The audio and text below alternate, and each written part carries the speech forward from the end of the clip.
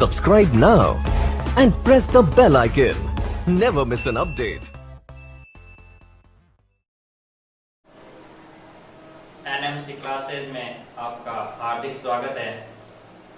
इतने दिन हमारे एनएमसी क्लासेज में मैथ की क्लासेस चल रही थी 10th की। अब आज से 10th की साइंस की क्लास बेसिक लेवल से शुरू कर रहे हैं और आप हमारे चैनल को सब्सक्राइब और लाइक करते रहे ताकि आने वाले समय में हम आपके साथ जुड़कर लाइव क्लासेस भी अटेंड करवा सके आपको।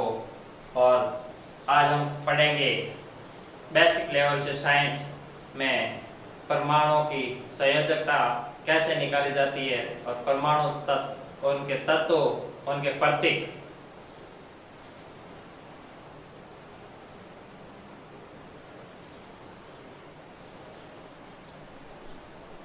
तत्व का नाम आएगा और इधर हो जाएगा उसका प्रतीक। अभी तक हम पूरे 118 तत्व ज्ञात हैं और तत्वों की संख्या लगातार बढ़ती जा रही है। पहला आता है हाइड्रोजन, जिसका प्रतीक होता है H। दूसरा आता है हीलियम, जिसका प्रतीक होता है He। तीसरा आता है लिथियम, Li। चौथा beryllium, Be। Boron, B। 6 number पर आता है कार्बन, जिसका प्रतीक होता है C। 7 पर आता है नाइट्रोजन, जिसका प्रतीक होता है N।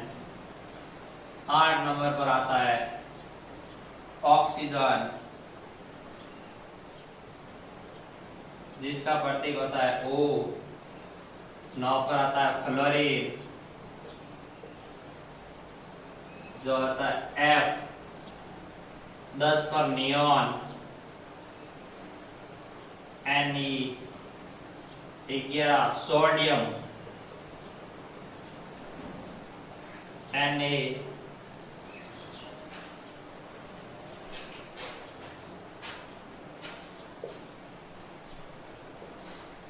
12 पे मैग्नीशियम, Mg। 13 पे आता है एल्यूमिनियम,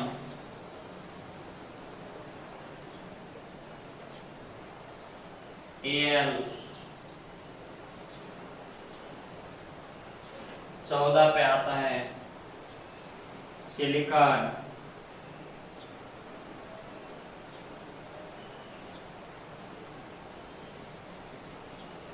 Si। 15 पे सल्फर, फास्फोरस,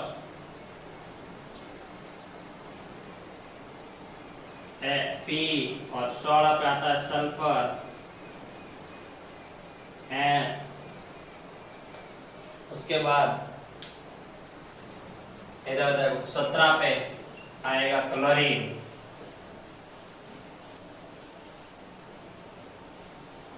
इन तत्वों को लिखने के बाद में इनकी संयोजकता कैसे निकालेंगे हम पढ़ेंगे। 17 पे आएगा क्लोरीन, जिसका होता है Cl। 18 पे आएगा आर्गन। 19 पर आता है पोटेशियम, जिसका प्रतीक होता है K। 20 पर आता है कैल्शियम, Ca। 21 पर आता है स्कैंडियम, जो होता है Sc। और 22 पे आता है टाइटेनियम, जिसका होता है Ti। 23 पे आता है वेनेडियम,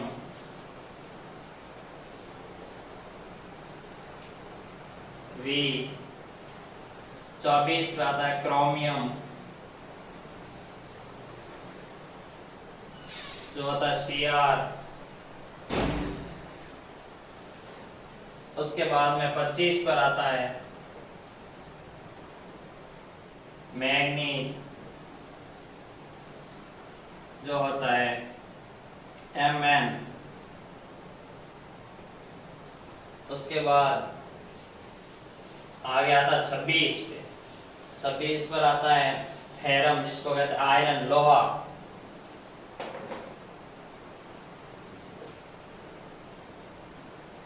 फेरम।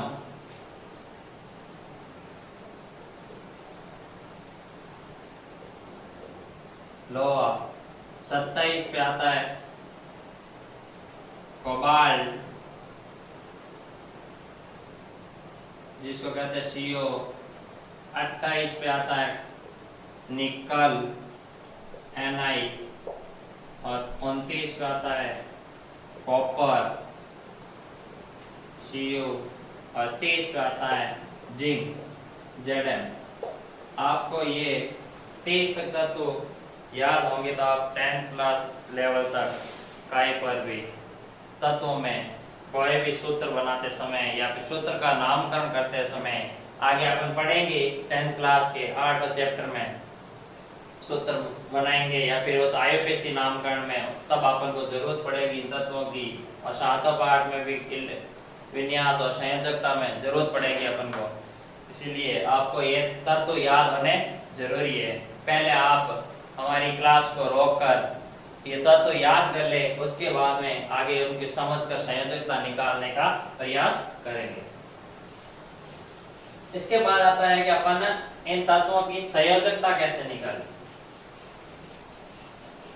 तत्वों की संयोजकता कैसे निकालते हैं।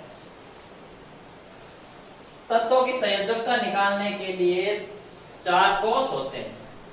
एक परमाणु होता है, परमाणु में 4 कोष होते हैं। 4 कोष होते हैं, 4 कोष, जिसको कहते हैं अपन क्लास या कक्ष, जिसका नाम है K, L, M, N। 4 कोष हो गए K, L, M, N। इनमें क्या होता है कि पहले कक्ष में 2 इलेक्ट्रॉन, 2, दूसरे में 8, तीसरे में 18, चौथे में 32 ये इलेक्ट्रॉन भरे जाते हैं। मान लो कि किसी तत्व का परमाणु क्रमांक 18 से कम है, तो उसमें क्या हो गए 8 के बाद में 18 की बहुत ज्यादा डिस्टेंस होती है, तब वहां पर क्या होते हैं कभी 2, 8 फिर 8 लेते हैं अपन। उसके बाद में 18 वाली सीरियल में आते हैं, तब उसमें 18 लेते हैं। बाकी ये होता है फिर 18, तो इसके आगे वाली सीरियल में 18 जरूर रहेगा। तो अपन 4 कोष हो गए। अब परमाणु होता है, तत्व होता है, एक होता है परमाणु। परमाणु इसमें तो बीच में क्या होगा नाभिक, इसको कहेंगे नाभिक। नाभिक में प्रोटॉन, प्रोटॉन इसको कहेंगे P फॉर प्रोटॉन, जो एक क्या होता है धनावेशित। कैसा होता है धनावेशित। इसकी विस्तार से जानकारी अपन पढ़ेंगे आगे चैप्टर में।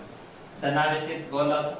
उसके बाद में एक होता है न्यूट्रॉन, नाम से भी न्यूट्रॉन, न्यूट्रल, कोई आवेश नहीं होता, ऋण। और उसके बाद एक होता है इनके बाह्यतम कोष में चारों ओर चक्कर लगाते हैं, वो होते हैं इलेक्ट्रॉन। कौन होते हैं इलेक्ट्रॉन पर ऋणावेश, ये होता है ऋणावेश।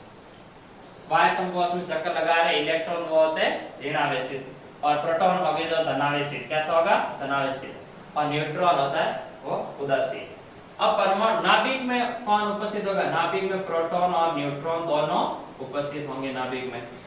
और इलेक्ट्रॉन जो है इसके बाह्यतम कक्ष के इस कोष के चारों ओर चक्कर लगाएंगे।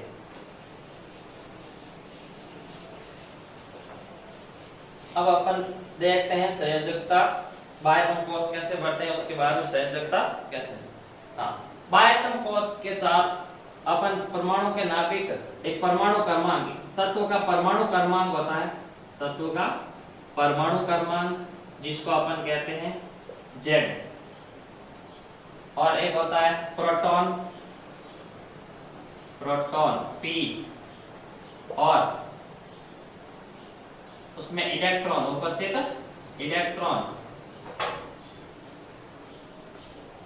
इलेक्ट्रॉन ई। इन तीनों की संख्या क्या होगी? बराबर होगी। तत्व का जितनी होगी ना क्रमांक होगा उतनी, तो उसमें प्रोटॉनों की संख्या वही होगी उसके इलेक्ट्रॉनों की संख्या। परमाणु भार, ध्यान रखना, अलग होगा इनका, परमाणु भार अलग होता है। प्रोटॉन परमाणु क्रमांक और प्रोटॉन की संख्या और इलेक्ट्रॉन पी, जेड और ई, ये तीनों एक समान होते हैं। तो अब देखते हैं, अपन निकालते हैं बाह्यतम कोश में इलेक्ट्रॉनों संयोजकता। अब कोई भी अपन तत्व लेते हैं, पहले उस तत्व का क्रमांक ज्ञात होना चाहिए। मान लो जैसे अपन ने लिया सी, सी कितने पर आता है? कार्बन है, कार्बन आता है सी का, कार्बन आता है 6 नंबर पर, कार्बन है 6 नंबर पर। तो अब इसका जेड का मान हो गया 6, पी का मान भी हो जाएगा 6 और इलेक्ट्रॉन भी हो जाएगा इसमें।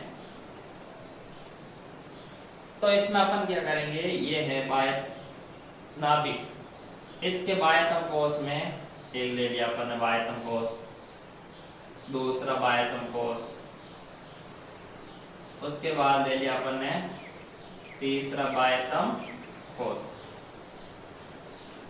उसके बाद तीसरा बाह्यतम कोश ले लिया अपन ने, और इसके बाद में चौथा भी ले लिया। लेकिन अपन को कार्बन में जरूरत इतनी नहीं पड़ेगी। अब पहले में कार्बन है, कार्बन है जो C6 है, तो इसका हो जाएगा पहले में 2 इलेक्ट्रॉन आ गए, उसके बाद में बाकी बचे 4, दूसरे में 8 आएगा, तो 8 आएगा, तो इस कक्ष को तो अपन कहेंगे K, ये हो जाएगा L, ये हो जाएगा M, और सबसे बाहरी कोश होगा वो M। ये आपको यहाँ, चाहे कोश को, क्लास को, कक्ष का हो, एक ही बात। लेकिन अब इसमें 2 इलेक्ट्रॉन तो अपन ने पहले में भर दिए, 1 2, और दूसरे में ये कह रहा है 4, तो दूसरे में अपन को भरना है 4, 1 2 3 4। अब बाह्यतम कोश में इसको अष्टक, इसको बोलते हैं 8 इलेक्ट्रॉन अष्टक। बाह्यतम कोश में अष्टक पूर्ण करने के लिए इसको 8 इलेक्ट्रॉन में से अब जरूरत कितने की? 4 तो इसके पास है, लेकिन 4 इलेक्ट्रॉन और जरूरत है। तो 4 इलेक्ट्रॉन ये क्या करेगा, या तो 4 इलेक्ट्रॉन त्यागेगा, या तो ये 4 इलेक्ट्रॉन त्यागेगा या फिर ग्रहण करेगा, दोनों प्रवृत्ति दर्शाता है। अब इलेक्ट्रॉन त्यागना, इलेक्ट्रॉन त्यागना, और एक होता है इलेक्ट्रॉन ग्रहण करना। ग्रहण करना की प्रवृत्ति तो हो जाएगी, तो वो कौन सी आवेश दर्शाएगा? ऋण आवेश, वो हो जाएगा ऋण आवेशित दर्शाएगा, ऋण आवेशित। वही बात है, जो उधार लेगा, ग्रहण मतलब उधार लेगा, वो तो दर्शाएगा ऋण आवेश। जो त्यागेगा, दान देगा, वो हो जाएगा धनावेश, धनावेशित, वो धनावेशित संयोजकता दर्शाएगा। इलेक्ट्रॉन बाह्यतम कोश में उपस्थित इलेक्ट्रॉनों की संख्या ही अष्टक पूर्ण होने वाले बाह्यतम कोश में इलेक्ट्रॉनों की संख्या जो उपस्थित होगी उसी को ही अपन संयोजकता कहते हैं। बाह्यतम कोश में इलेक्ट्रॉनों की जो संख्या होगी वही तो उसकी संयोजकता के बराबर होगी। जैसे अपन ने लिया था अभी कार्बन, कार्बन लिया था, कार्बन में अपन ने पढ़ा अभी लिया था, तो उसमें आई थी कार्बन की संयोजकता कितनी आ गई? +-4 आएगी, प्लस-। अब ये हो गया, तो इसमें अपन भर दिया था 2 इलेक्ट्रॉन, और उसके बाद में दूसरे में कितने भरे थे? 4, तो 4 भर दिए। बाकी इसमें 4 इलेक्ट्रॉन, तो इस कार्बन की संयोजकता हमेशा आप देखना +-4 आपको मिलती है, +-4 मिलती है। लेकिन मान लो कोई दूसरा था, तो जैसे अपन ले लिया सोडियम, कौन सा ले लिया? सोडियम 11 पे आता, सोडियम ले लो,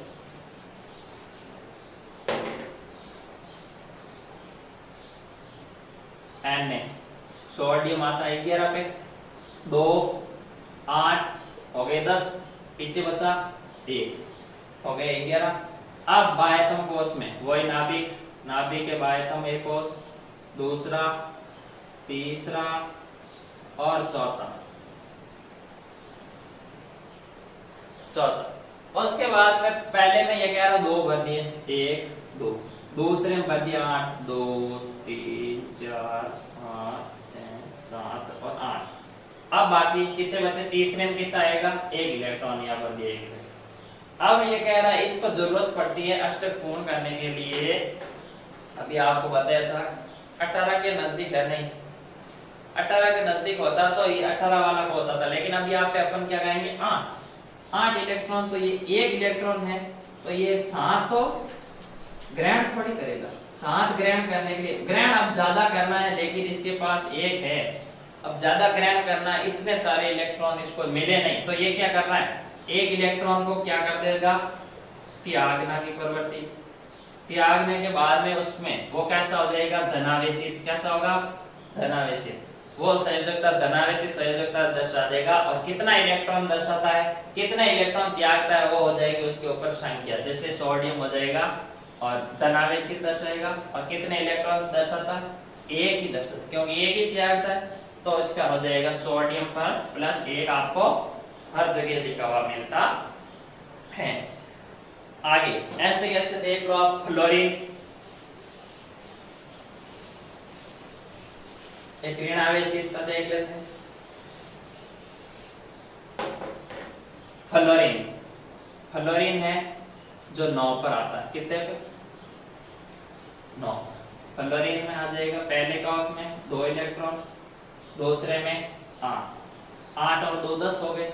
लेकिन अपन के पास में यहाँ पर हो रहे 10, लेकिन यहाँ क्रमांक कितना है 9, तो अपन इसमें से ये घटाएंगे तो यहाँ पर कितने इलेक्ट्रॉन आएगा, 8 की जगह क्या आ जाएगा 7, तो क्या हो जाएगा 2 और 7 हो गए 9। यही तो फ्लोरीन का हो गया, क्योंकि मैंने आपको बताया था कि Z, P और E का मान समान रहता है। तो आप देखो E के मान हो गए, ये है Z का, क्या है Z का, दोनों समान है। तो यहाँ पर 2 7, तो पहले ही आ गया नाभिक, नाभिक के पहला कोष, दूसरा कोष, तीसरा कोष। अपन को 3 कोष की जरूरत पड़ रही है, तो अपन 3 बना लिए। पहले में इलेक्ट्रॉन भर दिए 2, ये भर दिए, दूसरे में 7 आ रहे हैं, 1 2 3 4 5 6 और 7। अब 7 तो भर दिए, लेकिन अब अष्टक पूर्ण कितने में होगा, 8 में। पहला कोष तो 2 में पूरा है, दूसरा 8 में पूरा होता है, लेकिन 1 इलेक्ट्रॉन क्या है, कमी दर्शा रहा है, नहीं दर्शा रहा है। तो 1 इलेक्ट्रॉन ये क्या करेगा, 7 है तो 1 मतलब किसी से ग्रहण करके, फ्लोरीन है जो क्या करेगा, किसी से ग्रहण करके अपनी अष्टक पूर्ण करके निष्क्रिय के समान होना चाहेगा। तो इसीलिए वो क्या करेगा, एक उदाहरण लेगा, एक उदाहरण लेगा, तो मतलब ग्रहण करने की प्रवृत्ति रखेगा। ग्रहण करेगा तो कौन से आवेशित हो जाएगा, ऋण आवेश दर्शाएगा, ऋण आवेश दर्शाएगा। ऋण आवेश दर्शाएगा तो उसमें कैसा चिन्ह आएगा, उसके ऊपर माइनस। और कितना दर्शा रहा, कितने इलेक्ट्रॉन मांगेगा, ग्रहण करेगा 1। तो फ्लोरीन की संयोजकता आप देखते हो F-1 आपको मिलती है। सभी स्टूडेंट को ये समझ में आ गया होगा कि संयोजकता बाह्यतम कोष के माध्यम से कैसे निकाली जाती है, आप बता दिया गया है। और कोई भी समस्या हो तो आप हमारे YouTube चैनल पर कमेंट जरूर करें, और हमारे ये आपके सामने YouTube टीम और यहाँ पे जो भी क्लासें लग रही है उसमें जरूर आपकी कोई भी समस्या का समाधान होगा। और आप हमारे चैनल को साथ बने रहिए और लाइक करें, शेयर करें और सब्सक्राइब जरूर करें, ताकि आगे आने वाले समय में हम आपका बड़े बड़े क्लासें लगा सके कंपटीशन की, रेलवे, BSTC, राजस्थान पुलिस की भी क्लासें लगाएंगे। और 10th 12th की तो वैसे भी जुलाई 17 से लगेगी आपके बीच में। और आप हमारे चैनल को अधिक से अधिक लाइक और शेयर करें। Thank you.